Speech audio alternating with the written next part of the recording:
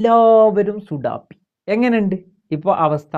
ആരാണ് സുഡാപ്പി അല്ലാത്തത് എന്ന് ചോദിച്ചാൽ സംഘപരിവാര ഫാസിസത്തിനെ എതിർക്കുന്ന സകലമാന ആളുകളും സുഡാപ്പിയായി മാറിയിരിക്കുന്നു. യാസർ പൂക്കോട്ടുംപാട മാത്രമല്ല. ഞാൻ കരുതിയിരുന്നത് നമ്മളാണല്ലോ ഇപ്പോൾ ഈ കേരളത്തിൽ സംഘപരിവാര ഫാസിസത്തെയൊക്കെ നിരന്തരം ഈ രീതിയിലൊക്കെ അതിൻ്റെ ആശയങ്ങളെ എതിർത്തുകൊണ്ട് ആശയപരമായി സംസാരിക്കുന്നതിൻ്റെ പേരിലാണ് സുഡാപ്പിയായിട്ട് ചിത്രീകരിക്കപ്പെട്ടിരുന്നത്.